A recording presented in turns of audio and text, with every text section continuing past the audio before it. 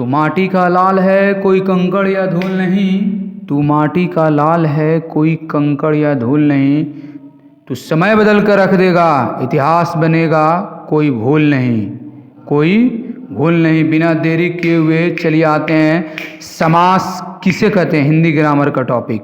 अगर नहीं समझ में आए तो कृष्ण नाम नहीं, एग्जैक्ट सॉल्यूशन सर इस चैनल का नाम नहीं, पूरा इतिहास बदल देंगे।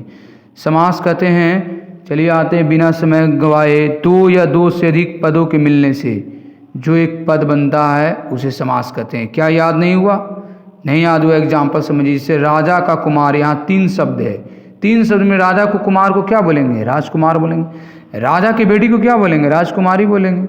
देव के आलय को क्या बोलेंगे? देवालय बोलेंगे। हिम के आलय को क्या बोलेंगे? हिमालय बोलेंगे। अब आते हैं समास के भेद। समास कितने प्रकार के होते हैं? तो समास 6 प्रकार के होते हैं। पहला तत्पुरुष, दूसरा अव्ययभाव, तीसरा द्वंद्व, चौथा बहुव्रीहि, पांचवा दिग्गु, छठा क्रमधारय। लिखा हुआ है ना, बात को समझिए। चलिए आते हैं तत्पुरुष समास। तो कहता है जिस समास का अंतिम पद प्रधान हो। क्या हो? जिस समास का अंतिम पद प्रधान हो। साथ साथ पढ़िएगा तो समझ में आएगा। जिस समास का अंतिम पद प्रधान हो, यहाँ दिया हुआ देखिए, लिखा हुआ है जिस समास का अंतिम पद प्रधान हो उसे तत्पुरुष समास कहते हैं। विद्या का आलय विद्यालय, देव का आलय देवालय। फिर आते हैं अव्ययभाव समास। जिस समास का प्रथम पद तत्पुरुष में अंतिम और अव्ययभाव में प्रथम पद, याद रखिएगा। जैसे प्रतिदिन तो दिन दिन, प्रत्येक दिन, यथाशक्ति शक्ति भर, आमरण मरण तक, आजीवन जन्म तक, आजन्म जन्म भर। समझ में आ रहा है या नहीं आ रहा है? Please subscribe and follow me. अगर समझ में आ रहा है तो हौसला बनाइए, और तभी तो हम आगे ऐसे ऐसे टॉपिक लाएंगे।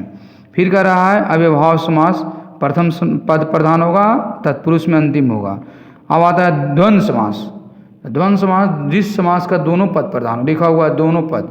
जैसे भाई बहन, जहाँ भाई है वहाँ बहन रहेगा, माता पिता, रोटी मक्खन इत्यादि। बहुव्रीहि समास कह रहा है कोई पद प्रधान न हो बल्कि तीसरा अर्थ देता हो। जैसे गजानन, गज का मतलब हाथी, आनन का मतलब भुजा। किसकी भुजा हाथी के समान होती है? गणेश की। पंकज, पंक माने कीचड़, में जन्म लेने वाला। कीचड़ में जन्म लेने वाले को क्या कहते हैं प्यारे? कमल कहते हैं ना। दिस इज द बहुव्रीहि समास। आगे कह रहा है लंबोदर, लंबा है उदर अर्थात गणेश, नीलकंठ महादेव, दशानन यानी रावण। आते हैं 5 नंबर दिग्गु समास। जिस समास का प्रथम पद संख्यावाची यानी पहला नंबर होने। सप्ताह बोल रहे हैं तो क्या मतलब है? 7 दिन। महीना बोल रहे हैं तो 30 दिन। चौराहा बोल रहे हैं तो 4 राहु यानी 4 रास्ता। त्रिभुज में 3 भुजा, चतुर्भुज में 4 भुजा। Are you understand? You are better understand.